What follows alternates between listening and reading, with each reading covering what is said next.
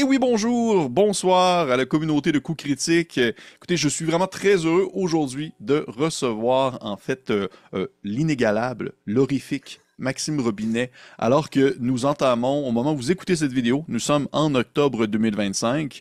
On enregistre celle-ci en début d'octobre 2025. Et comme à mon habitude, à chaque année, je tente un peu d'explorer les méandres de l'horreur via certaines vidéos et certaines capsules. Et là, j'avais le goût de faire changement avec un invité, alors que j'ai eu l'opportunité et la chance de pouvoir échanger avec Maxime. Maxime Robinet de la chaîne Globtopus, de la chaîne Sombre à Machination, de son Twitch, de ses chaînes YouTube, de ses différents projets, de son Wikipédia en haut également. Maxime, bonsoir, ça va bien? Bonsoir, ça va très bien et je suis ravi d'être là avec toi. Ben, ben écoute, mais merci encore d'avoir accepté l'invitation. Parce que oui, pour celles et ceux qui nous écoutent, au moment où on enregistre, chez Maxime, il est présentement 1 heure du matin. Alors Oui. que moi, il est un soir bien classique. Je suis encore tôt dans ma soirée, je vais pouvoir me coucher à 1 heure qui a du sens. Alors que Maxime, sa nuit est déjà bien entamée. Écoute, Maxime, habituellement, c'est un. Souvent, quand je reçois des entrevues, comme je l'ai mentionné un peu avant l'enregistrement, c'est souvent des montées de niveau, c'est-à-dire des questions au hasard que je pige et que je pose à mon invité. Sauf que là, c'est pas le cas. Là, on est vraiment dans autre chose. Je voulais vraiment t'avoir avec moi pour cette vidéo-ci parce que j'avais le goût de parler d'horreur. Et je sais que tu es un grand amateur, un grand passionné du genre horrifique, que ce soit justement via les lives que tu peux faire sur Twitch, il y a les parties que tu animes et tout le reste. Et je voulais vraiment prendre le temps avec toi d'un peu explorer cette facette de l'horreur, de voir un peu comment est-ce que tu la perçois, comment est-ce que tu l'attrapes, comment est-ce que tu la mets en pratique selon, on va dire, le médium et selon aussi justement le type d'horreur qui est encouragé selon la situation. Mais avant vraiment qu'on plonge à 2 pieds dans le sujet, je serais curieux d'un peu savoir, ces temps-ci, qu'est-ce qui se passe de bon dans l'univers de Maxime Robinet? Ces temps-ci, on fait plein de choses parce que bah oui, nous forcément, c'est une chaîne de très horreur, donc le Hmm. mois d'octobre, c'est notre mois préféré et c'est mon mois préféré de toute façon. Du coup, on fait énormément de choses en octobre. Là, on est même en train d'essayer de financer une campagne Warhammer 40 000 façon un peu Dark Heresy, etc. Ensuite, il y a toujours L'étreinte de la nuit, qui est notre grande campagne de Vampire la Mascarade, qui est en train de terminer sa troisième saison. Mhm. Et puis, tout au long du mois, il va y avoir énormément de contenu JDR, avec du Delta Green, une grosse campagne Cthulhu, bref, plein de choses. Et puis, le 18 octobre, on fait en fait les 10 ans des lives JDR. Ça fait 10 ans qu'on a fait notre premier live JDR, du coup, en 2015. Et du coup, on refait le même scénario qu'on avait fait à l'époque, qui est donc Ah ouais. Midnight Harvest, qui était vraiment cool. Et à l'époque, j'avais mis 8 heures pour le faire en live. C'était un petit peu long. Et bien, du coup, cette année, on a préparé que ça dure 8 heures aussi. Donc, voilà, ça sera un gros marathon JDR pour fêter les 10 ans. Donc, plein de OK. belles choses. Très cool. Le 18 octobre, tu dis? Ouais, tout à fait. Parfait, parfait. Ben, c'est sûr que pour les gens qui nous écoutent, je vais mettre tous les liens menant aux différents réseaux sociaux et plateformes de Maxime dans les commentaires. Écoutez, je vous encourage fortement à aller voir ça. Souvent, je viens faire en anglais, on va dire mon petit lurking. Je vais venir regarder des choses, mais je ne vais pas nécessairement participer à la conversation, mais Bah ça oui. m'arrive souvent de venir faire des petits tours et c'est toujours très plaisant de voir justement ce que ce soit de l'animation de jeu de rôle ou justement les films ou vidéos ou jeux que tu Mm. présentes, là, c'est toujours très cool. Eh bien, ça vient aussi souvent toucher mes cordes sensibles, qui est celle de l'horreur. Et parlant d'horreur, Maxime, si tu me permets, j'aimerais débuter un peu cet échange avec toi sur une question vraiment particulière. Qu'est-ce que tu penses de ces 2 chiens fantômes? Est-ce que c'est pas issu d'une photo? Parce que je crois qu'il y a une photo avec un mème, justement, où il y a ces deux chiens fantômes. Je pense que oui, je pense que oui. Oui. Ça se peut vraiment. Alors, Vous j'ai pas cherché. Mais la vraie première question étant, ton amour de l'horreur, ça a commencé ouais. quand? Comment? Dans quel Franchement, ça contexte? C'est quoi? commence. Moi, le début, là. Ça a commencé quand j'étais petit. Franchement, dès que j'avais, je pense, 10 ans, quelque chose comme ça. En fait, j'adorais, même quand j'étais petit, mes parents, en fait, ils me lisaient des livres. En fait, il y avait un livre, c'était une adaptation des Mille et une nuits. Donc, il y OK. avait plein de contes, etc. Dedans. Et il y en avait certains qui faisaient un petit peu peur. Alors, un petit peu peur, toute proportion gardée, mais tu vois, pour un enfant, quoi. Et à chaque fois, je demandais qu'ils me relisent celles qui me faisaient peur. Donc, déjà quand j'étais petit. Et puis ensuite, il y a, Je m'en rappelle, je sais pas si tu. Bon, je pense que c'était diffusé quand même aussi au Québec. Et Arnold, la série Oui, Et oui, Arnold. Ouais, et voilà. oui, oui. Et bien, il y avait des épisodes d'Halloween. Et des épisodes qui faisaient un peu OK. peur. Et du coup, bah, c'est pareil, tous des épisodes spéciaux d'Halloween, etc. J'adorais. La série, bah, pareil, de Batman Animated Series. Ouais, ouais, ouais, ouais. Pareil, il y avait des épisodes un petit peu flippants. Et c'était vraiment quelque chose qui me fascinait énormément. Et je me rappelle d'un moment critique, justement, où j'étais chez un ami et il y avait son grand frère qui jouait à Resident Evil, le tout premier Resident Evil. Et du coup, moi, on n'avait pas le droit de rentrer dans la pièce parce que forcément, nous, on était très jeunes. Et on s'est faufilé derrière le canapé, tu vois. Et on a levé notre tête au moment, à la fameuse scène du zombie, tu sais, le premier zombie qui se Ah mon retourne. Dieu. Oui, Et oui, ça oui, oui. m'a terrifié. On est parti en hurlant. J'en ai fait des cauchemars. Et là, en fait, je sais pas, ça a cristallisé quelque chose. Je sais que c'est vraiment à partir de ce moment-là où, en fait, j'avais vraiment une fascination pour ça. Et puis, bah, avec les années, il y a aussi bah, le fait de lire des récits horrifiques, que ce soit Mhm, bah, l'un des premiers, je pense que j'ai lu, c'est Dracula mhm. de Bram Stoker. Et puis ensuite, j'ai lu le cycle des vampires de Anne Rice. Et après, bah, Lovecraft, forcément. Et là, à partir de Lovecraft, je pense que c'est à partir de. Donc, c'était en 2004, je pense, où là, vraiment, j'ai commencé à regarder plein de films d'horreur, lire beaucoup d'horreur et me mettre au jeu de rôle. Donc, d'horreur aussi, parce que j'ai commencé avec l'appel de Cthulhu. Écoute, ben, très, très cool. Ben, déjà, tu me mentionnes et Arnold pour commencer. Je Oui, t'avoue que ça me surprend un peu, mais je suis familier avec le concept. Je suis familier avec le concept des séries qui ont tu sais, des épisodes spéciaux d'Halloween. Là, tu sais. ouais, Pour ma part, c'était beaucoup les Simpsons. Là. ouais, Les spéciaux évidemment, les d'Halloween étaient Treehouse. comme Ouais, incroyables. Là. Les premiers étaient ouais, c'est les vraiment meilleurs bons. épisodes. Mais est-ce que en France, vous avez les épisodes en français de, par exemple, Charles Poule, puis de, Ouais, ah voyons, oui, là. mais Oui, oui, oui. c'est vrai, mais évidemment, Ben t'as oui. tout à fait raison. Les contes de la crypte aussi. Oui. Moi, les OK. contes de la crypte, c'est un truc où je savais jamais où me placer. Je savais pas si c'était drôle ou si ça faisait peur quand j'étais petit. Parce que, en fait, c'est Mhm. les deux. Ça fait littéralement les deux. Ça Et fait ouais, mais littéralement les oui. deux. Mais c'est vrai que Chair de poule et Fais-moi peur, le générique de Fais-moi peur, avec il y a des La poupées, il y a balançoire. la balance, c'est ça. Et la bougie qui s'éteint, etc. Ça, Oui. c'était terrifiant. Oui, oui. C'est vrai. Oui, je sais, C'était mais, trop. moi, c'était déjà ça, c'était trop. C'était trop, Oui, j'étais non, comme, mais je suis d'accord j'a- avec toi. j'a- j'arrêtais à l'intro de Fais-moi peur. Charles de Poule, c'est correct, mais Fais-moi peur, j'arrêtais à l'intro. Dès qu'il y avait la barque sur le bord de l'eau, là, sur le bord de la Hein. plage, j'étais plus capable, Mais là, c'était mon moment et de les cassure. et les deux sont des grosses productions canadiennes Oui, pour le coup. Et ouais, c'est ouais, bah, avec Ryan Gosling dans les deux. oui, oui, D'ailleurs, il oui, a oui, joué ben, dans. c'est une belle fierté canadienne, ça. Ça Ah fait partie bah. des belles fiertés qu'on a au Canada.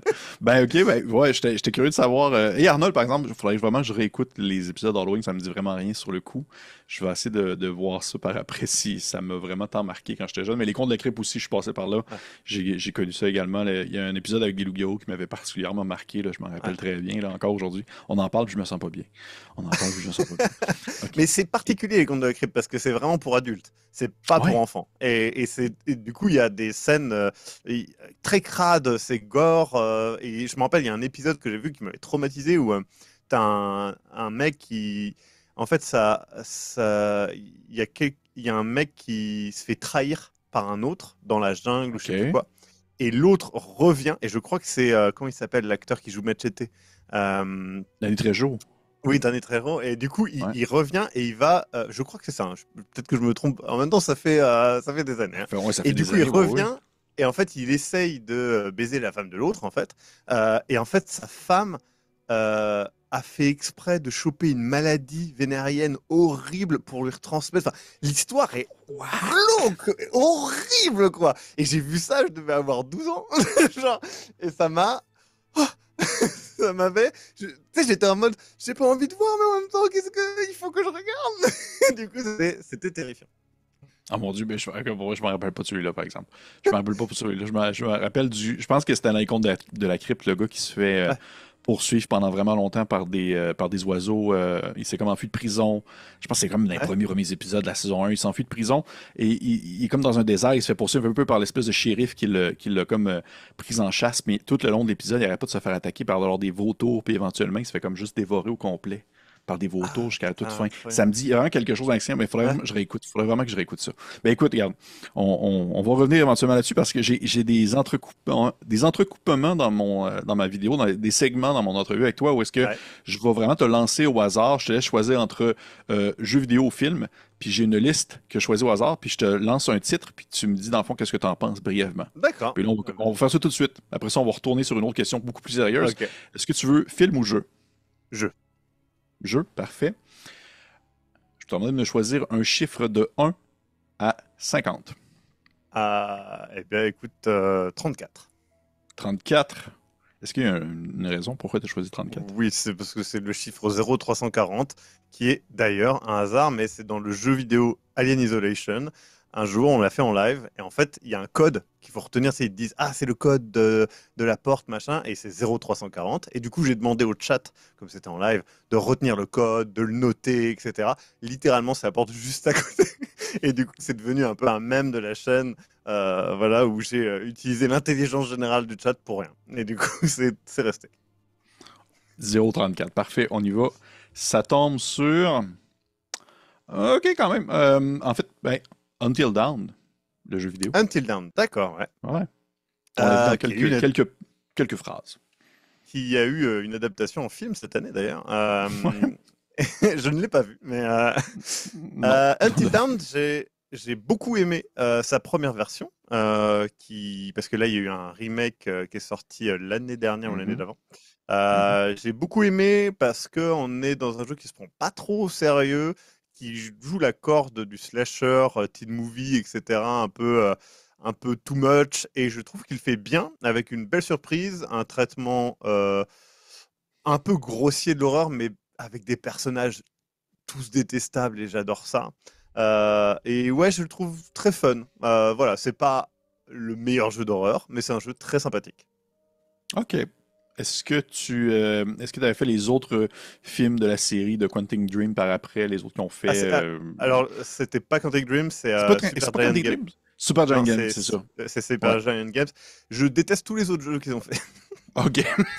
Mais je les déteste foncièrement. C'est-à-dire que vraiment, je les ai presque tous faits en live, et je les déteste vraiment fortement. Ok. Voilà, j'ai hâte des prochains.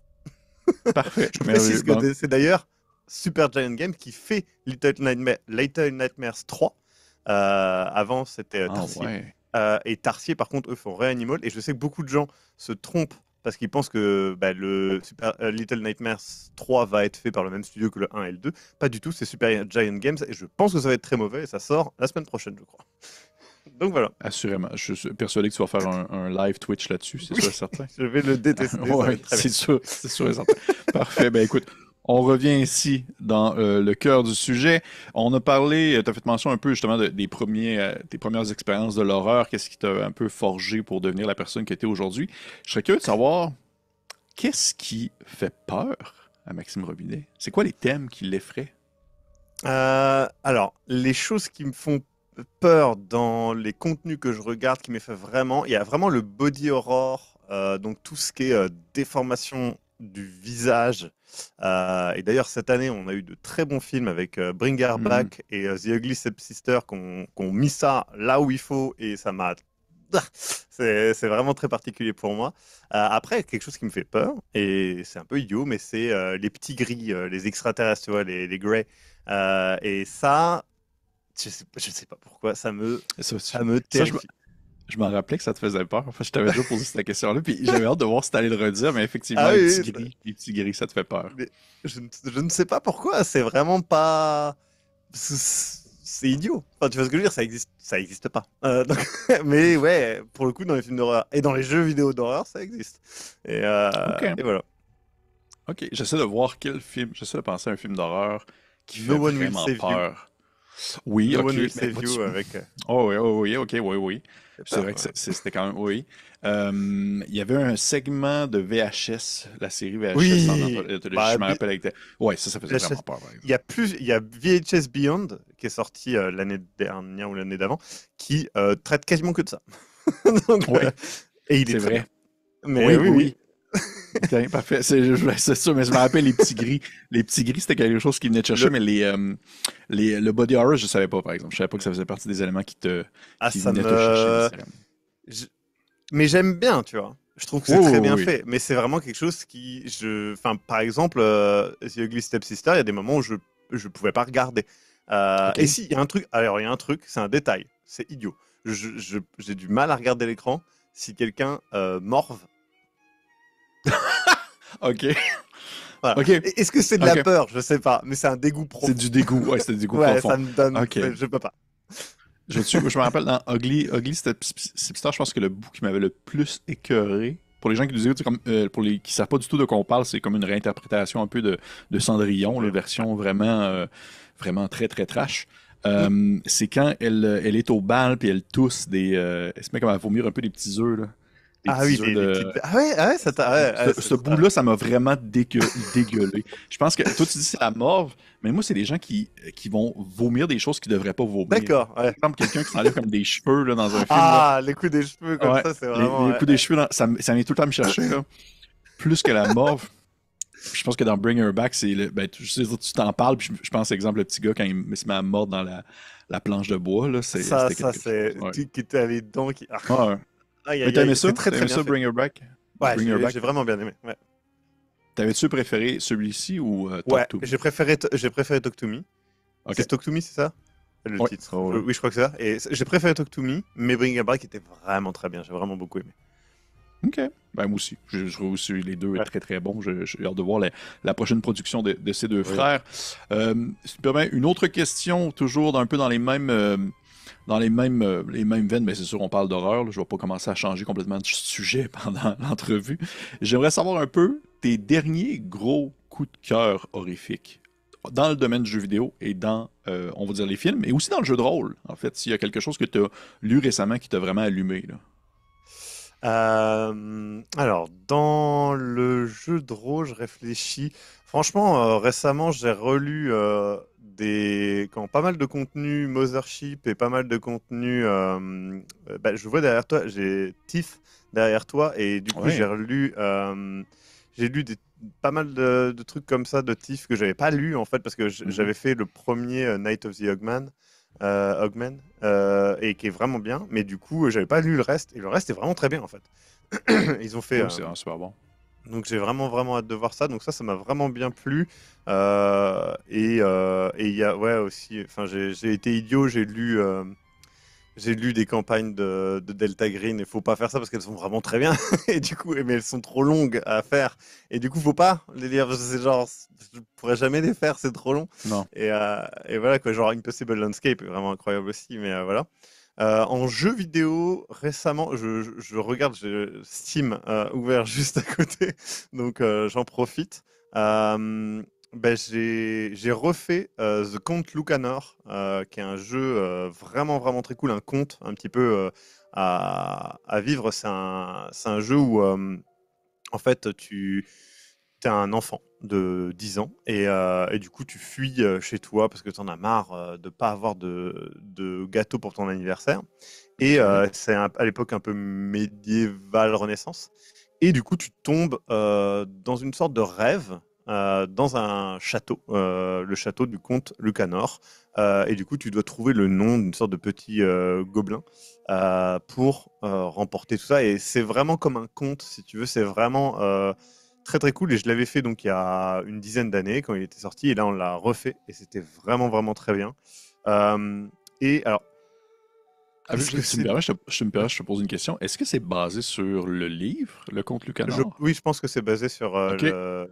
Je pense. OK, Mais je connaissais pas du tout ça. OK. et récemment, j'ai fait c'est des jeux qui sont pas du tout connus, qui s'appellent Forest Ranger Services, pardon.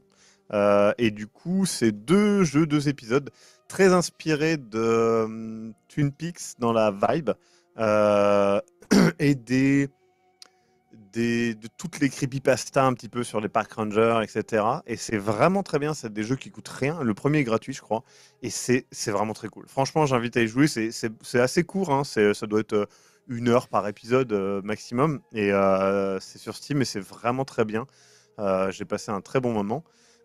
Et plus gros jeu qui était vraiment pas mal, c'était Static Dread, The Lighthouse, dans lequel Ouais. on est un gardien de phare, et du coup, voilà, c'est pas extraordinaire, mais c'est vraiment très sympathique. Quand tu fais un jeu comme ça, je regarde justement Forest Ranger Service, Mm. l'épisode 2, présentement sur la Ouais, page Steam qui est ouverte, et je vois justement qu'il est complètement, il est en anglais, il n'est pas en français. Est-ce que ouais, tu as comme un peu le réflexe de traduire en même temps pendant que tu le fais en live Twitch pour les gens qui ouais. t'écoutent? OK. Ouais, je traduis toujours en même temps, ce qui est. Ça dépend En fait, là, ça va, parce que je pense que c'est écrit par des gens qui sont pas forcément américains. Donc, en fait, le OK. niveau de langue est assez bas. Donc, ça va, à traduire en temps réel. Par contre, c'est vrai qu'il y a des jeux, j'ai essayé, et c'est pas possible. Par exemple, c'est Deltarune. J'ai essayé et c'est pas possible. Ou Undertale, ça aurait été la même chose. Parce qu'en fait, le niveau de langue est trop bon et il y a des blagues qui sont filées, tu vois, avec des personnages, des blagues, etc., des thèmes de blagues et tout. Et je peux pas traduire ça, c'est pas possible. Donc ça abaisserait trop la qualité de l'écriture. Et pour le coup, je suis obligé d'attendre une traduction. OK. OK. Mais j'étais curieux de savoir parce que c'est sûr que majoritairement, ton public doit, j'imagine, apprécier quand justement il y a une traduction française ou quand Ouais. tu as la capacité de pouvoir le traduire sur le coup pendant que tu le fais, en même temps que tu le fais, là. Mais non, puis j'étais curieux de savoir. T'as mentionné Thief, justement, qui est derrière moi présentement, Ouais. puis t'as dit que tu l'as joué, mais est-ce que c'est parce que t'as. Je suis curieux, est-ce que t'as entendu parler d'informations, on va dire, top secrètes qui mentionneraient une possible traduction française du jeu par hasard? Non. Ah non, Ok, j'adorerais par contre. Je pense que ok. c'est un jeu qui a sa place, hein, vraiment dans le paysage. Je pense que c'est un jeu qui a été un peu boudé, je pense. Je sais pas Oui. pourquoi. Mais le système est vraiment bien. Mais c'est surtout que l'univers est assez unique et audacieux. Et je trouve que c'est une belle proposition dans le paysage. Je trouve que c'est dommage que ça soit pas plus mis en avant. Je sais pas pourquoi. C'est comme Primal Quest. Je Oui. comprends pas pourquoi Ah, oui, Primal oui, oui. Quest il fonctionne pas plus que ça parce que c'est vraiment des jeux qui sont bah, tout à fait bien. Après, Primal Quest ça se comprend un peu plus parce qu'il n'y a pas beaucoup de, il y a pas de scénario. Enfin, il y a un ou deux scénarios, je crois, qui ont été faits et c'est tout. Donc, je comprends. Mais Tiff, il y a de quoi faire quand même. Oh, oui. Oui, oui, pour les gens qui nous écoutent et qui ne savent pas du tout de quoi on Ouais, parle, il faut que je le prenne en même temps que je te regarde. C'est comme pas un peu simple, pas compliqué. simple. J'y vais à sens inverse. C'est un jeu. Vois-tu, je l'ai même pas lu au complet en plus. Je l'ai même pas encore lu au complet. En même temps, Mais là, le peu, le, t'as tout, t'as les campagnes et tout dedans. oui, oui. Mais le peu que j'ai lu, j'avais trouvé ça très bien, mais c'est comme Mm. une espèce d'ambiance un peu à la. Dis-moi si je me trompe, là, mais genre un peu victorienne, Ouais, fin c'est ça en fait. 1800, là. Ouais. C'est, Fin c'est, 1800, ouais. c'est victorien et du coup, bah, tu vois, The Ugly Stepsister, c'est un peu dans la même vibe. Ouais. C'est vraiment ce côté justement.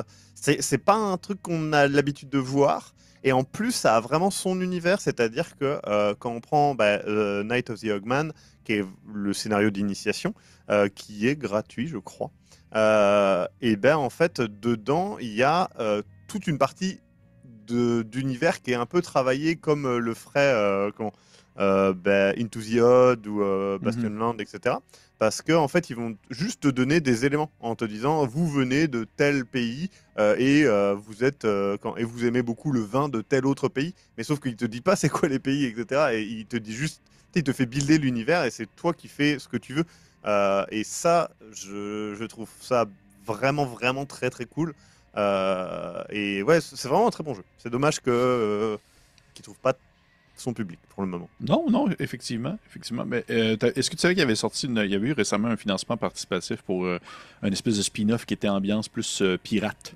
C'est genre Thief of Gold, quelque chose comme ça, je pense Oui, que c'était oui, bon. j'ai vu. Ouais. Et du coup, j'avoue que j'essaye de moins. C'est dur, je me soigne, mais j'essaie de moins participer au crowdfunding Ouais. enfin de JDR. C'est dur, mais ouais. OK. C'est vrai que, en fait, le problème, c'est qu'on arrive à un moment où, je sais pas si tu as remarqué, mais il y a quand même le Most Reader Month, le Je le Mothership sais, Month, je le le, sais. et c'est un moment où ça fait genre, il y a 12 mois dans l'année, les mecs. Si vous faites des mois où à chaque Ouais. fois vous sortez 30 contenus qui sont tous bien, mais où je vais claquer 30 balles à chaque fois, je n'aurai plus d'argent. Non, Et je de toute sais. façon, je pourrais pas y jouer. Donc, Non, non, t'avais-tu participé au Mothership Month l'année passée? ouais. C'est terrible parce que ils finissent tous en Ils même étaient deux. temps. Non, Oui. mais oui, mais ils finissent tous la même journée. Fait que c'est comme tout Ouais. un gros montant qui est déboursé la même journée. C'est pas décalé dans le mois. J'aurais aimé ça comme avoir deux, Ouais. trois payes au travers de trois, Ah non, deux, trois jours de ben, paye. en fait, c'est ça le problème. C'est que pour moi, c'est une bonne idée à faire une fois. Faire tous les ans, je pense que en fait, ça me fait. Je pense que c'est quelque chose qui peut vite se casser la gueule financièrement parlant parce que les gens peuvent pas suivre, c'est pas possible. Il y a trop de contenu. Et puis, Hmm. faut que derrière, tous les contenus qui sont sortis l'année dernière, enfin, qui ont été présentés l'année dernière, ils peuvent pas sortir l'année d'après. La plupart des contenus seront pas sortis. Donc, du coup, là, je pense que ceux que j'ai backés l'année dernière, je pense qu'il y en a un qui est sorti. J'en ai reçu, Et moi j'en ai reçu un en PDF. J'en ai ouais. reçu un en PDF. Ouais. Voilà. Mais alors qu'on soit bien d'accord, par contre, moi, je suis pas, enfin, je pense que c'est bien que les gens prennent leur temps quand ils font des crowdfunding, etc. Et je suis pas pour qu'ils le sortent vite fait, etc. Et ça me dérange pas quand il y a des retards. Mais c'est vrai que bah, du coup, ça motive moins, je pense, la plupart des gens à l'achat. Et c'est normal. Et je pense que je sais pas si c'est une si bonne idée de faire des months comme ça. Euh, Pas chaque année. Non, pas chaque année, je pense pas. Vois-tu, là, non, je les ai regardés un peu pour les prochaines qui arrivent justement pour le Mothership Month, puis j'étais comme. J'essayais de voir, puis là, j'ai regardé mon portefeuille. mais c'est Je sais ça. pas Puis trop. en fait, le problème, c'est et je dis pas qu'ils sont pas bien, hein. Ils sont très bien. Mais oui, mais comment Ouais, tu veux qu'on joue à tout ça? C'est pas c'est possible. ça. Non, non, c'est vraiment pas possible, non. Vraiment pas. Hey, j'ai une question parce que elle me taraude parce que tu en as fait mention, justement, tu as parlé de Into the Odd et tu as Ouais, référé un peu, Thief, à ça concernant l'aspect un peu univers sur lequel ouais. tu peux développer en quelque sorte. Est-ce que pour justement une partie d'horreur ou pas même pour une campagne, est-ce que tu es plus genre à être friand d'un univers qui est vraiment préétabli, très fort et très bien installé ou t'aimes aussi surtout avoir des univers où le cadre est placé? Un peu comme Mothership. Mothership, la Ouais. vibe, tu sais, la saveur, elle est très forte, mais la majorité des modules sont des univers en soi que tu peux un peu moduler selon ton Mm. bon désir. Lequel des deux tu penses que Ah. tu te trouves plus ta place? J'aime beaucoup les deux. En fait, le problème quand c'est lore heavy, Mhm. je pense que ça fait peur. Je pense à Vampire la Mascarade, par exemple. Oui. Vampire la Mascarade, ça fait peur aux gens. C'est-à-dire que beaucoup de gens ne jouent pas à Vampire parce qu'ils ont peur de se tromper. Ce qui est aberrant, puisqu'on ne peut pas se tromper. Enfin, je vous le dis, à votre table, vous ne pouvez pas vous tromper, les gens. Ça sera votre table et tout va bien. Et du coup, moi, ça me dérange pas dans Vampire parce que j'ai pas cette peur-là. Mais tu vois, par exemple, là, je suis en train de préparer justement la campagne Warhammer 40K.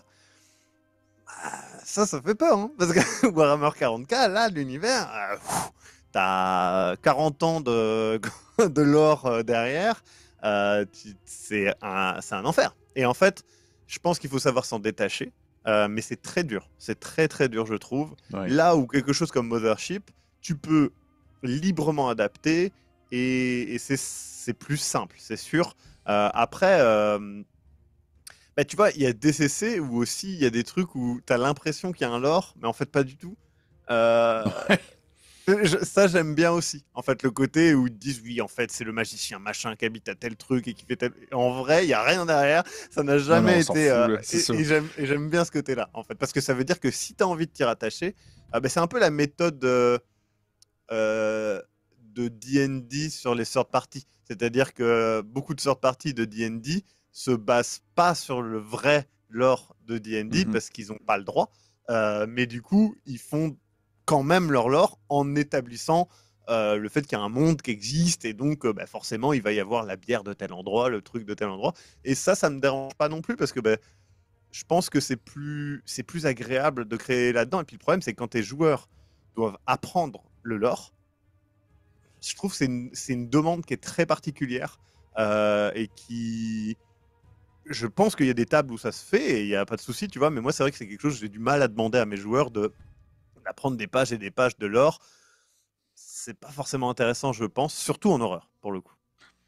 Je t'avoue que de mon point de vue personnel, je fais justement partie de cette catégorie de gens qui sont très effrayés à l'univers, tu sais, on dirait étendu de World of Darkness et tout ce que ça peut impliquer parce que je sais pas par où le prendre. Je sais pas par où le prendre, Ouais, puis même c'est en tant normal. que meneur de jeu, j'ai l'impression de ne pas être capable d'instaurer une ambiance tout en restant comme alerte à la mise en situation, puis en respectant les clans, puis Ah, tout ce que ça demande, puis tout ce que ça je implique. pense, Donc, ouais. je pense que c'est parce que tu te dis qu'il y a des trucs que tu peux rater, mais en fait, c'est pas réel. Enfin, c'est-à-dire que si demain tu fais, en fait, c'est pareil. C'est, tu vois, tu parles des clans. Bah, dans Vampire, à chaque fois, on te dit des trucs assez précis sur les clans, genre, je dis n'importe quoi, les toréadors adorent l'art et sont forcément beaux, tu vois.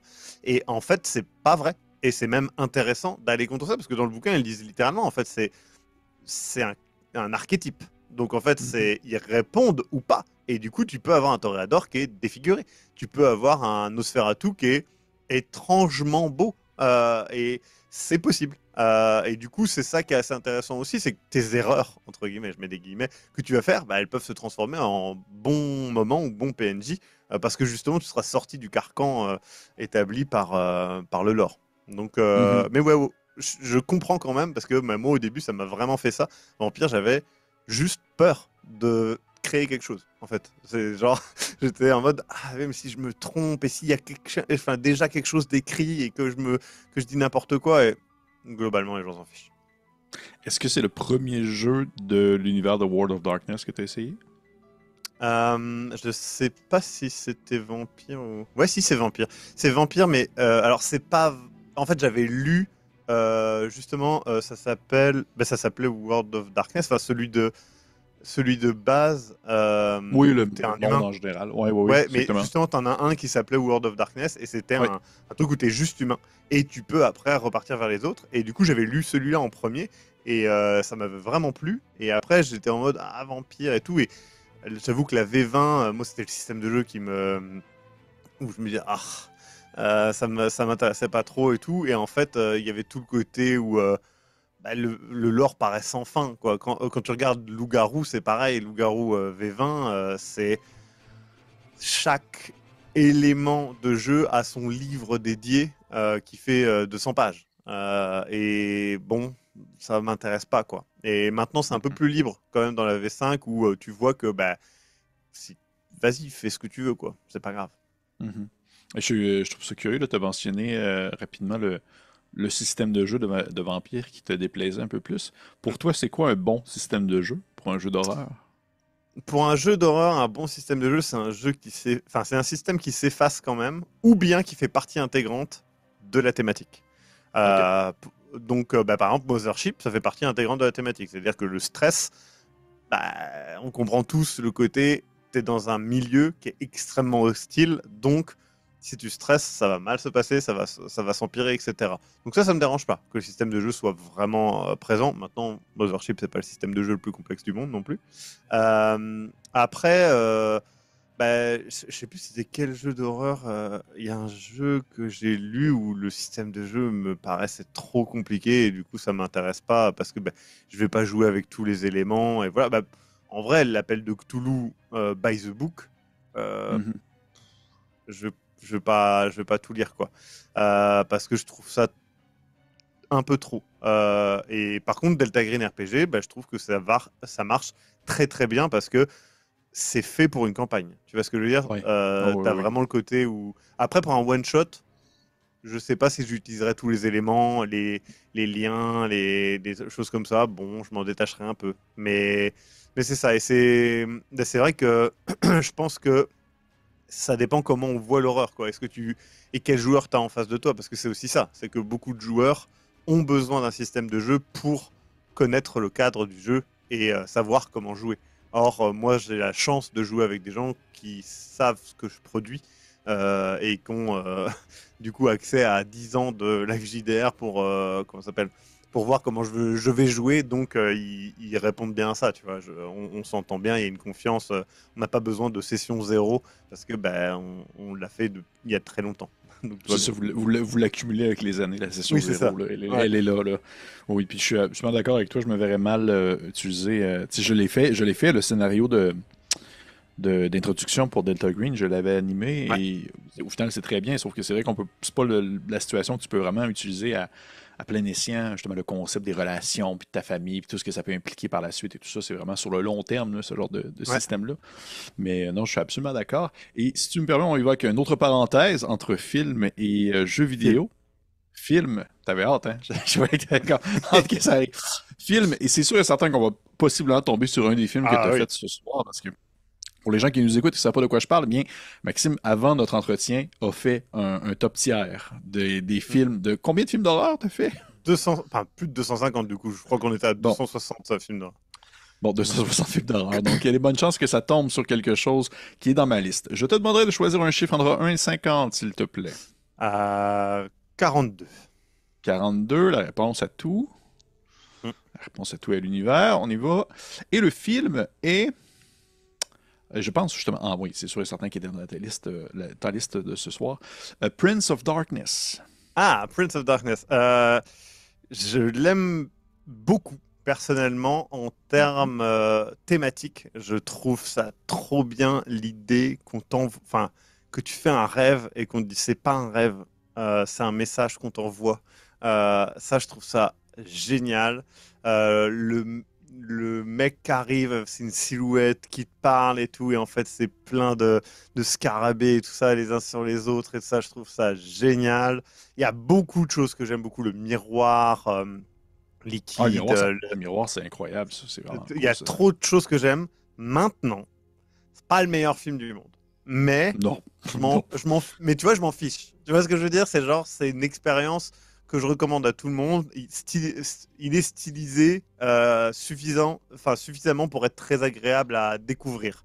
Mais c'est pas quelque chose que je regarderai tous les ans non plus. Et voilà, c'est un film très sympathique. OK. Ben, je suis absolument d'accord avec toi. Pour les gens qui ne savent pas de quoi qu'on parle, juste un petit, je prends juste le synopsis sur IMDb, là, il est marqué: une équipe de chercheurs trouve un mystérieux cylindre dans une église abandonnée, et s'il est ouvert, cela pourrait signifier peut-être la fin du monde. Et Ouais, voilà. Ouais, c'est un bon résumé. c'est un bon résumé de John Carpenter, d'ailleurs, Oui. et le troisième de cette trilogie de la fin du monde.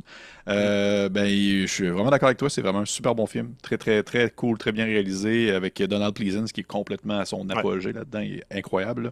Ça vaut vraiment la peine de le voir si vous n'avez pas vu ce film-là. Parce souvent, on pense à Carpenter, c'est pas nécessairement le premier qui nous vient en tête. Même dans cette trilogie, ça va être The Thing ou In the Mouth of Ouais. Madness. Ça sera pas Prince of Darkness.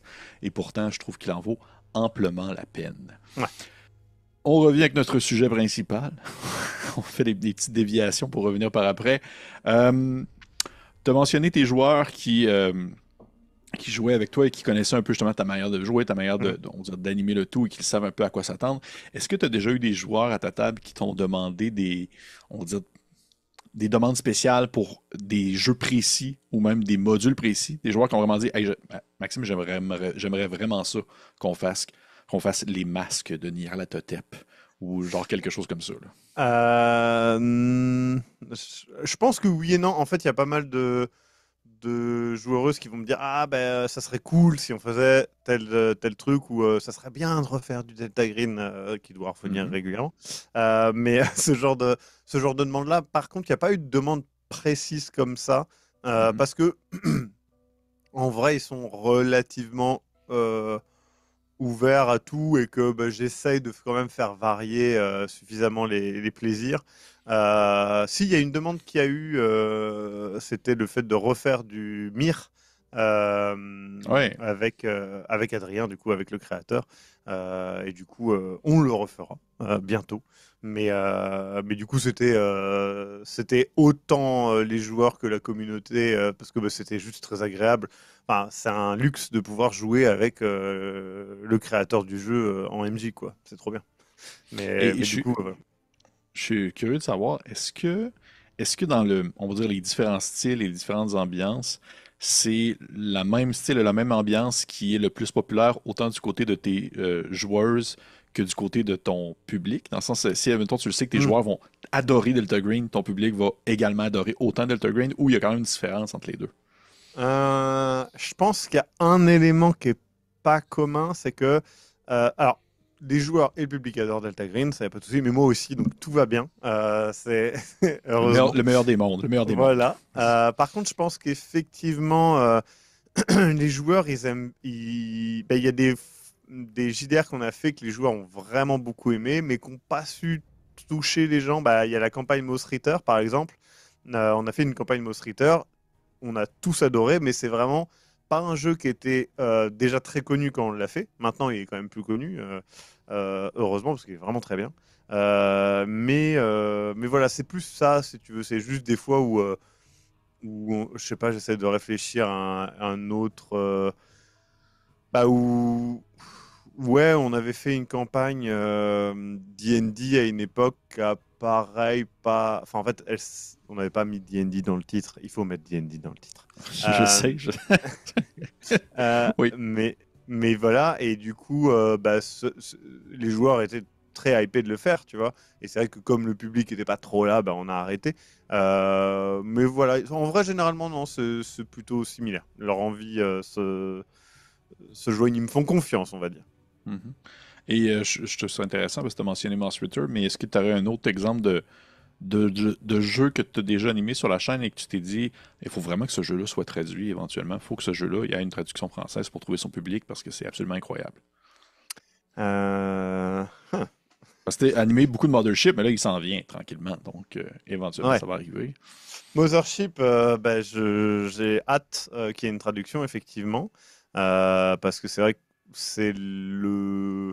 Je pense que c'est le plus gros JDR qui a pas de traduction. Moi, il y a Morgborg, mais pour le coup, il arrive Mhm. bientôt. Donc ça me fait plaisir.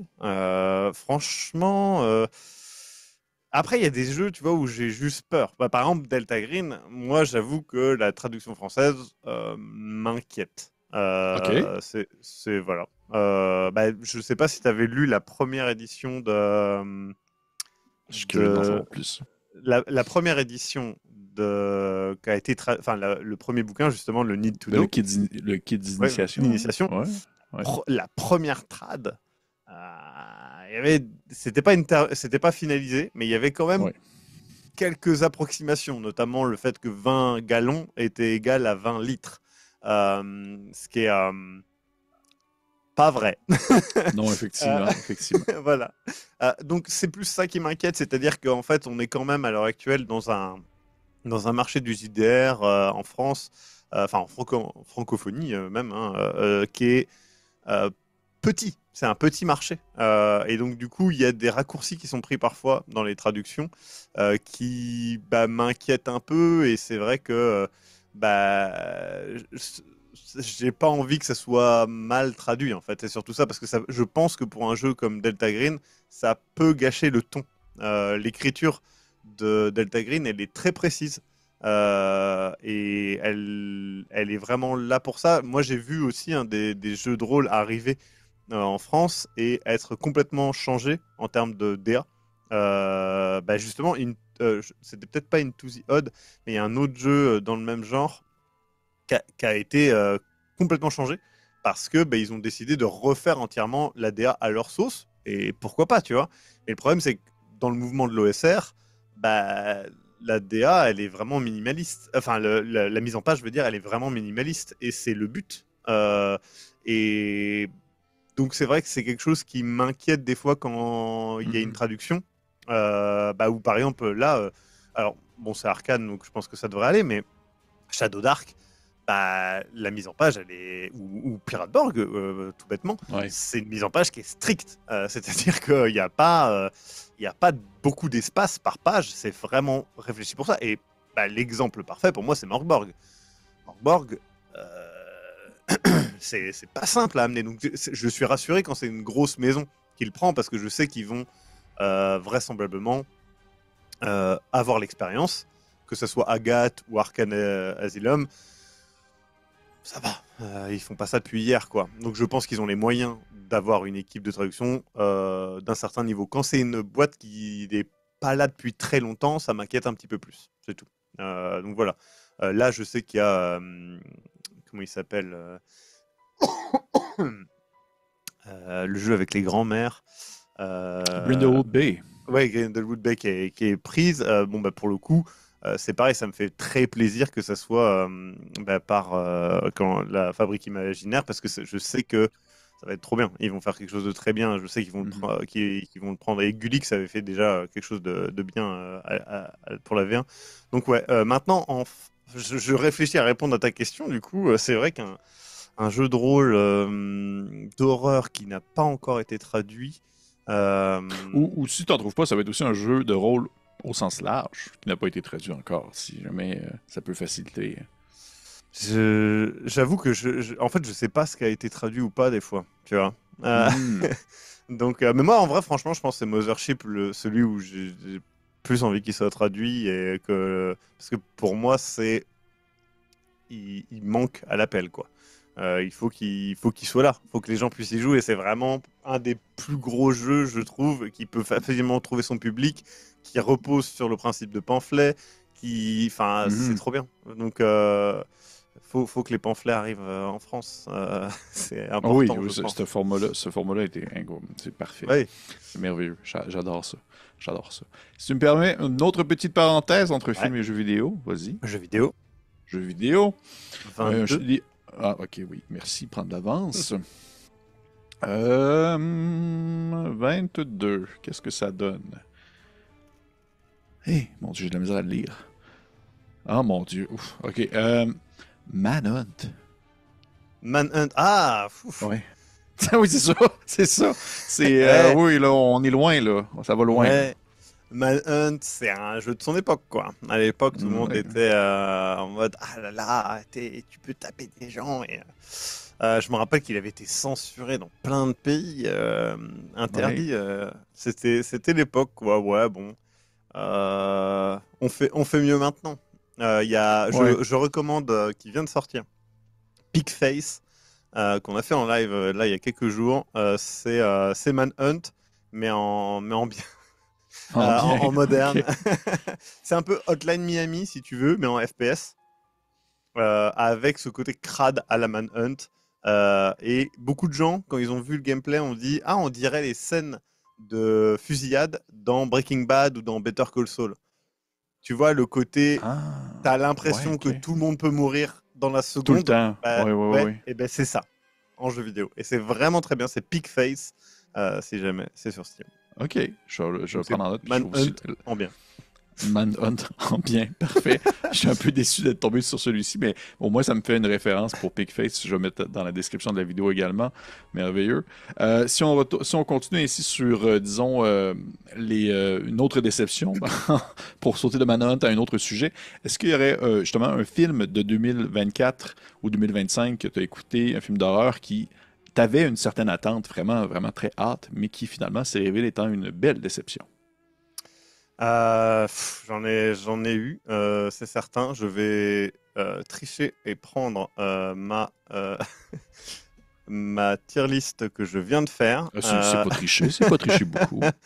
Hop, je l'ouvre et je regarde tout en bas de cette dite tier list. Euh, Bah, en vrai, Alien Romulus, j'ai vraiment pas aimé. Et en fait, beaucoup de gens m'ont dit ah, ça va vraiment être bien. Et j'ai vraiment pas aimé. J'ai trouvé ça. J'ai vraiment pas aimé. Ah ouais? Pourquoi? Ouais. Parce que je trouve que l'intro, elle est incroyable. L'intro, c'est Mothership 101, c'est vraiment très bien. On est sur quelque chose une vraie proposition, une nouvelle proposition SF. Hmm. C'est prometteur. Et en fait, le film fait non, non, en fait, finalement, tout va se passer dans un vaisseau spatial, comme dans tous les aliens. Et il va y avoir des facehuggers, comme dans tous les aliens. Et il va y avoir un android. On va mettre l'android du premier alien même. Parce que vraiment, voilà. Et surtout, on va faire des citations littéralement tirées de tous les films aliens, reprendre les scènes de tous les films aliens, mettre le Die You Bitch, comme ça, ce qui sort un peu de nulle part. Et en plus de ça, on va rajouter à la fin un, le pire monstre que j'ai vu depuis longtemps. Donc, non, ouais, j'ai pas aimé. Voilà. Ouais, je t'avoue que le fanservice des phrases tirées des autres films, c'est le bout qui m'a fait un peu frissonner, là. J'ai pas, Ah, c'est moi, le bout que j'ai ouais. moi vraiment pas apprécié. Est-ce que t'as écouté la série? Oui, et j'ai été déçu aussi. J'étais Ouais. deg. Mais, Pourtant, là, on va quand même explorer vraiment des choses hautes, là. Ça mais va quand alors, même. oui, mais c'est ça en fait. Moi, j'ai adoré. En fait, je trouve que le début de Alien Earth est vraiment tout ce que je veux. C'est-à-dire, allez. out le xénomorphe, c'est bon, il se fait décapiter, c'est très bien. Et juste après, on explore le petit œil tentacule, là, ça c'est génial. Même tous les autres noms sont trop bien, les mouches qui mangent du métal, les espèces de plantes poulpes qui volent, tout ça j'adore. Le fait de faire des mix humains-cyborgs, enfin pas humains, enfin mettre des cyborgs, mettre des humains synth, etc.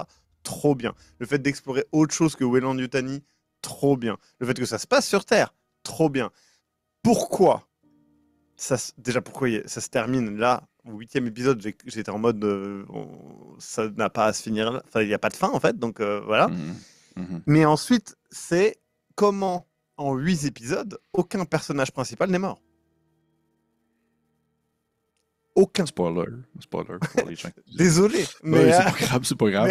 Mais je trouve ça dommage parce que on est dans Alien, genre dans Alien, à la fin du film, il reste quand même pas grand monde, tu vois.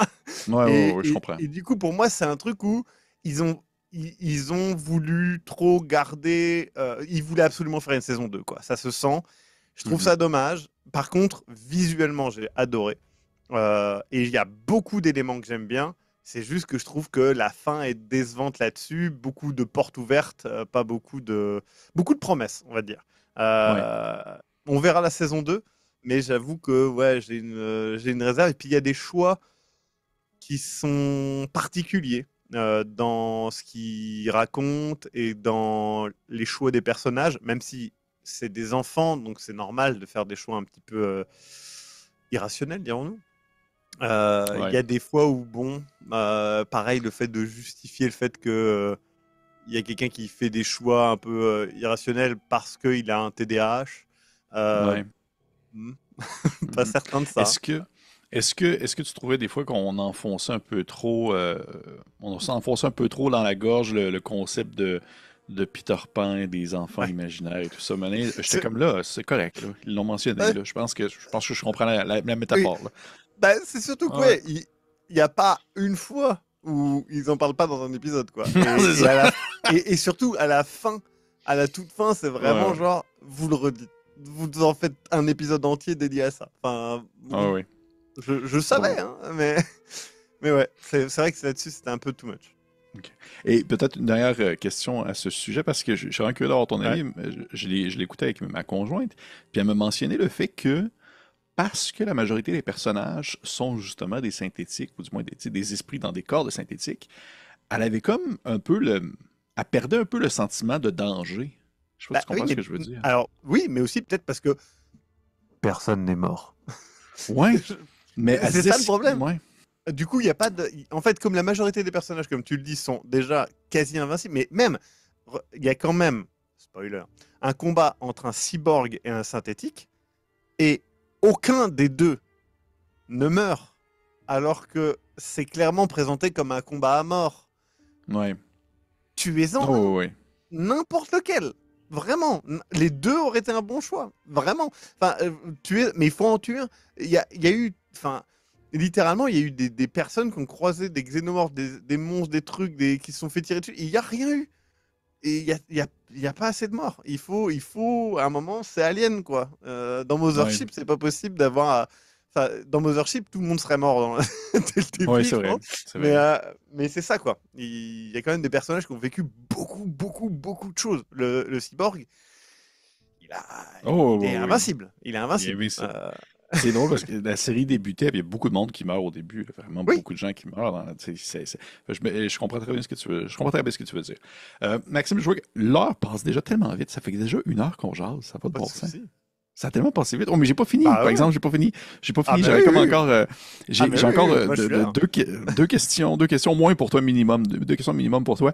La première, c'est parce que j'ai pris le temps de regarder quand même la liste de films que tu passais aujourd'hui en 250, les 250 films, mais j'ai pas, dans le fond, écouté ta vidéo, donc je sais pas ton avis sur le film, et j'aimerais ça savoir ton impression sur la production québécoise Les Chambres Rouges. Ah, j'ai adoré. Je trouve que c'est un film très dur, très surprenant en même temps. Je pense qu'il y a des scènes qui vont perturber les gens, notamment vers la fin. Mais je trouve que le film est très intelligent. Je comprends, parce qu'il y a une critique qui est faite sur le fait que le personnage principal, pour celles et ceux qui ne comprennent pas, en fait, on suit une hackeuse, plus ou moins, qui va suivre un procès, donc en se mettant dans le public du procès, sur quelqu'un qui a participé aux chambres rouges. Donc les chambres rouges sont les red rooms sur le dark web, donc des live shows où quelqu'un se fait torturer. Et, euh, et du coup, il y a eu des critiques sur le fait que oui, voilà, le côté hacking est un peu too much. Je comprends cette critique. Maintenant, je pense que c'est une esthétisation de la chose. Je veux dire, les gens aiment bien Matrix. Bon, je pense que je pense que c'est pareil. Donc voilà. Non, j'ai trouvé que le film était très juste, très très bien.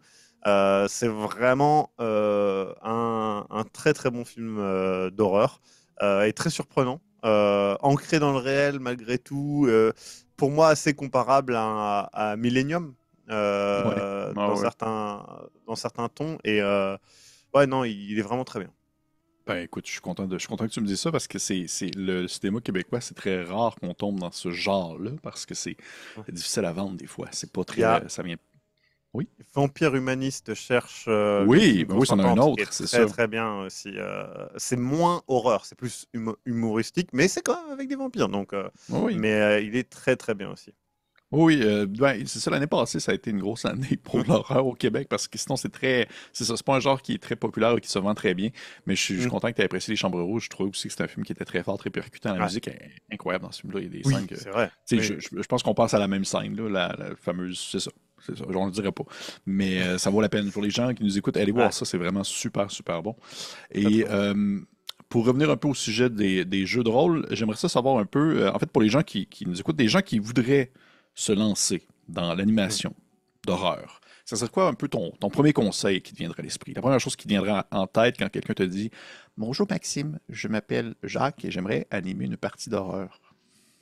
Je pense qu'il faut être transparent avec les joueuses, avec tout le monde à la table, sur le fait qu'on va faire de l'horreur et Mhm. que ça demande il y a un contrat d'horreur en fait, hein, qui est à faire valider, où tout le monde à la table doit se mettre d'accord sur quel genre d'ambiance ça va être. Parce que moi, en live, il y a très souvent, on en parle en fait avant la partie. Je dis, voilà, aujourd'hui, ça va être un petit peu rigolo. Il va y avoir de l'horreur, mais ça va être un petit peu rigolo, ça va être un petit peu léger.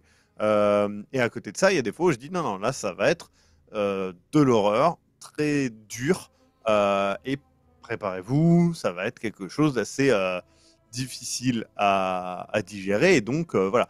Il faut communiquer, parce que c'est exactement comme un film. Justement, on parle là de deux films, Chambre Rouge et Vampire Humaniste. Bah, c'est deux films qui sont des films d'horreur, mais qui n'ont rien à voir. Il y en a un, c'est une comédie, et l'autre, bah, c'est pas du tout une comédie.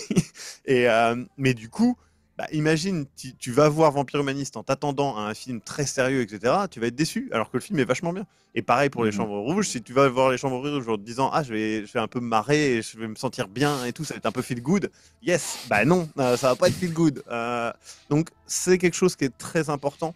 C'est ça. L'autre élément, c'est que pour qu'il y ait vraiment de l'horreur au maximum, il faut qu'il y ait une confiance à la table. Et pour ça, il faut jamais la trahir. C'est-à-dire que quand il y a des gens qui mettent des limites parce que ils veulent pas qu'on traite de tel sujet ou d'un autre, ou qu'ils se sentent mal à l'aise avec quelque chose, etc. C'est comme ça en fait, faut faire avec. Et chaque personne a ses propres limites. Il y en a qui n'en ont pas, pour ainsi dire, et d'autres qui en ont des très précises et très nombreuses. C'est parce que on a tous des histoires de vie un peu différentes, et ça faut le respecter, parce que comme ça permet justement d'avoir cette confiance. Et quand vos joueuses vous feront confiance, ça se gagne, ça se mérite. Et une fois que c'est fait, les parties sont géniales, parce qu'en fait on y va pleinement en ne sachant pas ce qu'il va y avoir, mais on sait que c'est pas grave, c'est une partie de jeu de rôle, et que on reste dans quelque chose qui peut nous plaire, même si c'est inconfortable, même si c'est particulier, c'est effrayant, etc. Donc c'est ça mes conseils principaux. C'est pas parce que c'est de l'horreur qu'il faut maltraiter ces joueuses, ou manquer de respect justement à leurs limites.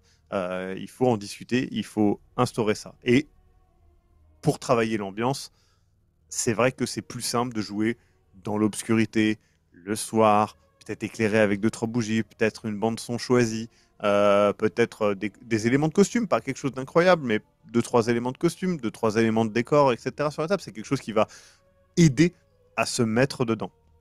Voilà. C'est très bien dit. Très bien dit, Maxime. C'est plate parce que j'avais comme d'autres questions, mais ça fait tellement une belle conclusion, je trouve. J'ai comme peur de la briser, cette conclusion-là. Mais je vais quand même poser mes questions. Fait que, écoute, je Bah vais oui. briser la belle conclusion. Mais c'était vraiment une très belle réponse. Et à ce sujet-là, prenant encore une fois l'exemple de quelqu'un qui débute, ça serait Mhm. quoi le jeu d'horreur que tu lui conseillerais, en fait, à animer pour débuter? Mhm. Pour débuter, je pense que Cthulhu Dark reste le plus accessible. Il faut des D6, donc tout le monde a des D6 quelque part. Les règles sont très très simples et il y a plein de scénarios. La plupart des scénarios de l'appel de Cthulhu en vrai sont compatibles. Donc il y a une infinité de scénarios. On peut même jouer du Delta Green en vrai. Il n'y a pas il y a pas de souci. Et du coup, ça permet de ne pas faire peur. Parce qu'en fait, le jeu de rôle fait peur, tant au maître du jeu qu'aux joueurs. On l'a dit tout à l'heure, Vampire la Mascarade, c'est génial. Mais ça fait peur. Ça fait peur parce qu'on ne sait pas ce qu'on a le droit de faire, etc. Là, dans Cthulhu Dark, les règles sont très simples. Vous avez un des 6, ça fait 6, c'est très bien, mais en même temps, il y a une conséquence, etc. Ça fait un, ça, c'est complètement raté. Tout le monde va comprendre. C'est très simple. Et du coup, bah, ça permet de pas passer 1000 ans à expliquer tout ça. Et la création de personnages, elle se fait en quelques secondes, littéralement. Euh, et ça, c'est très bien aussi. Comme ça, personne ne se prend la tête à avoir peur de je vais pas savoir jouer, etc. Et ensuite, vous faites un scénario. Moi, pour les scénarios, je pense que le plus simple est le mieux. Évidemment, il y a des scénarios qui sont cultes et c'est pas pour rien. The Hunting, par exemple, qui est un classique de chez classique, parce que, bah, ou surnommé parfois la maison Corbett. Euh, c'est un classique de chez classique, c'est pas pour rien, donc je conseille de faire des petits scénarios. Moi, je sais que, bah, alors, c'est un peu une pub pour le Tipeee, mais c'est en gros sur le Tipeee, bah, vous avez tous les scénarios de Sombre Machination. Mais en fait, c'est ça, c'est des scénarios qui sont assez courts en fait, et bah, peut-être faire un scénario que vous avez vu que quelqu'un a déjà joué, que ça soit bah, n'importe qui. En fait, vous regardez des parties et plus des gens auront fait la partie, plus vous serez prêt à bah, masteriser, voir les exemples de parties, voir peut-être des conseils. Il y a beaucoup de vidéos là-dessus. Si vous êtes anglophone, c'est encore mieux parce qu'il y a une infinité de contenus qui vont vous conseiller ça. Donc voilà. Et puis bah, après, faut se lancer. Et ça peut aller qu'en s'améliorant. Donc la première partie, bah, ça sera peut-être pas la meilleure de votre vie, mais c'est pas grave. Vous en aurez des dizaines d'autres. Donc profitez de vous lancer, quoi. Faut juste se lancer. C'est ça le plus dur. Et il est à combien ce Tipeee-là? Dis-moi donc ça. C'est quoi le montant? C'est 10 euros pour avoir. Il y a 150 scénarios, je dirais. Ah, mon Dieu, mais c'est une vraie aubaine. Ainsi, les gens, dans les commentaires, dans la description, vous aurez un lien vers le Tipeee de Maxime si vous souhaitez mettre la main sur un scénario que vous pourriez animer à votre sauce, au système que vous voulez, parce que je pense, dis-moi Oui. si je me Il trompe, y a- je pense qu'ils sont, ouais. sont système neutre, c'est ça, de Ouais, base. il y en a quelques-uns qui sont dédiés à genre Tales from the Loop ou Mhm. Vampire ou des choses comme ça, ou Delta Green. Ouais. Mais en vrai, vous faites ce que vous voulez. Il y a pas de, c'est pas lié à des statistiques précises, etc. Ça, c'est plus tard. Si vous avez envie vraiment de faire du JDR un peu plus complexe, allez-y et faites-le, c'est trop bien. Moi, je pense que il y a la place pour faire du D&D, du Pathfinder et autres jeux plein de stats si vous avez envie, mais c'est pas du tout par ça qu'il faut commencer, je pense. Bon, ben, fort bien. Maintenant, les gens le savent. Et Maxime, malheureusement, c'est ainsi qu'on doit terminer notre échange. Ça va tellement passé vite. Pour vrai, ça va C'est vrai. tellement. Bah, de même. C'est d'une tristesse. Je suis vraiment triste. J'avais quand même 50 films, 50 jeux prêts à te poser comme question. On y va, regarde, on y va avec un dernier pour conclure Ouais, ça.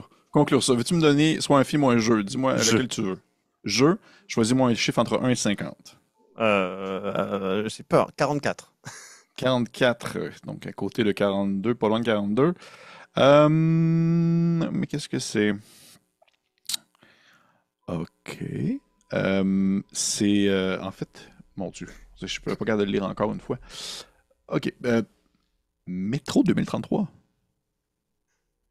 Ah, c'est vrai que c'est un peu de l'horreur, ouais. Ouais, ouais, Euh, ouais. Si, oui, oui.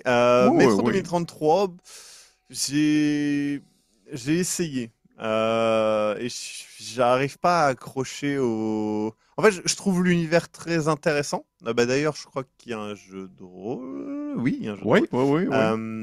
Mais du coup, ouais, l'univers a l'air très cool.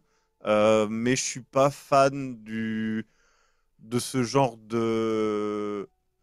J'aime beaucoup les FPS, mais celui-là, je l'ai trouvé un peu lourdeau et en fait, ouais, je sais pas, j'ai pas accroché. Mais ça veut pas dire qu'il est pas bien. C'est juste, j'ai pas accroché. Et c'est quoi pour toi un bon FPS d'horreur? Un bon FPS d'horreur. Pigface. Ouais, ok. Là, tout de suite, tu me prends un peu de court. J'avoue que un bon FPS d'horreur. Bah, si, Lost in Vivo. Ok. Euh, Ça, c'est un bon FPS d'horreur. En fait, j'aime bien quand c'est ou alors c'est dur d'appeler ça un FPS, mais Amnesia, The Dark Ouais, Descent. ouais, ouais, ouais, ok. Ouais, ouais, Tu ouais, vois ouais. ce que je veux dire? C'est pas un FPS, on tire pas Mais c'est un grand-chose. first person, Ouais, ouais, ouais. voilà. Un first person Ouais, runner in the corridor. ouais, c'est ça. C'est un FPR. Parfait. Ouais. Bon FPR. Mais cool, ok, c'est une très bonne réponse. J'apprécie ça. Hey, pour vrai, Maxime, merci beaucoup. Merci beaucoup d'être venu échanger avec moi durant ce mois d'octobre. Je Avec sais que plaisir. pour toi, le mois d'octobre, c'est un moment très occupé. Tu as Oui. énormément de projets sur le feu. Est-ce que tu pourrais me dire, juste en rafale, quelques projets que tu pourrais dire, OK, celui-là, il faut vraiment pas que les gens le manquent pour la prochaine, le mois qui arrive, des choses, parce que là, on Ouais. enregistre, ça va sortir la semaine prochaine, donc dans les environs de c'est un peu moins que mi-octobre, ça va être public. Donc, D'accord. qu'est-ce que les gens pourraient s'attendre pour le reste du mois d'octobre? Eh ben, déjà, le 18 octobre, comme je l'ai dit, à 18 h, donc le marathon JDR à voir. Mhm.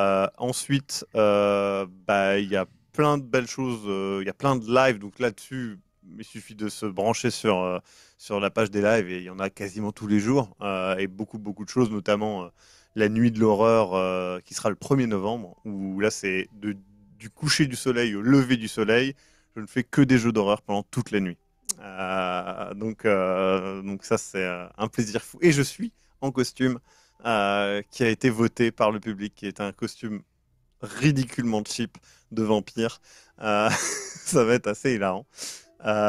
Et puis ben, ensuite, pareil, plein de. Là, il y a la saison 3 de L'étreinte de la nuit qui s'achève. Si vous voulez du Mhm. vampire, si vous avez peur justement de l'univers de vampire, que vous savez pas trop comment y aller ou que vous vous demandez un peu ce que c'est, bah, c'est parfait, c'est fait pour initier euh, à l'univers de Vampire V5 et je pense que c'est le meilleur moyen de découvrir l'univers et de vous rendre compte que vous pouvez faire un petit peu ce que vous voulez parce que pour le coup, j'essaie d'explorer un maximum d'ambiance, de type d'horreur, de type de scénario, etc. Ça explore un petit peu tout, tranquillement, sans vous demander de, de connaître quoi que ce soit ou de supporter des explications de système de jeu ou de lore infini, etc. Il n'y a pas ça. C'est vraiment immersif. Voilà.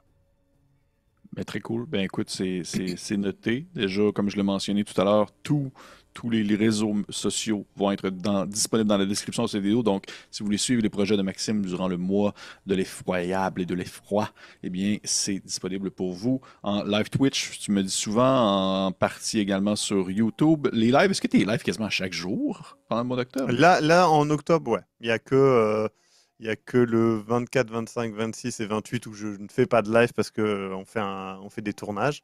Mais sinon, tout le temps. Là. Pour Des octobre. tournages. Des tournages. Le 24, 25, 26, c'est du tournage plus fiction. OK. Il y a de la fiction d'horreur qui arrive aussi. Voilà. Et ensuite, le 28, c'est avec Geek Fabula. Je ne sais pas Ah si tu ouais! connais le youtubeur. Ouais, Voilà. ouais. Du coup, on fait un petit truc pour Halloween où je serai joueur. Et donc, on le tourne le 28, je crois. Dans son Enfin, je studio à suis lui? sûr même. Ouais. Et il est situé dans quel coin, lui? Parce qu'il y a tout le temps des gens qui vont dans son studio, mais je me dis, c'est où pour que, genre, ça soit Je... central, comme Alors, ça? il me l'a dit. Il me l'a dit. Et là, tout de suite, Je n'en sais rien. Mais Bon, c'est pas c'est très pas loin. plus grave. Je pense que ça doit être Dijon. Je crois que c'est Dijon. Ça doit être vers Ok. Dijon. Voilà. Ok. J'espère que Bon. j'ai pas donné une information Bon. secrète. Ah, telle adresse précise. Euh, Dans son studio. Parfait. Ben écoute, encore une fois, Maxime, merci beaucoup d'être venu Merci à échanger toi. avec moi. Avec Mais grand écoute, plaisir. c'est mon plaisir. Pour les gens qui nous écoutent, je vous encourage bien entendu de liker, partager, commenter, laisser un petit pouce vers le haut si c'est possible. Si vous avez des questions à Maxime, vous pouvez les mettre en commentaire. Je suis persuadé qu'il va se faire un plaisir de vous Oui. répondre. Et pour les autres, on se dit à la prochaine fois. Au revoir.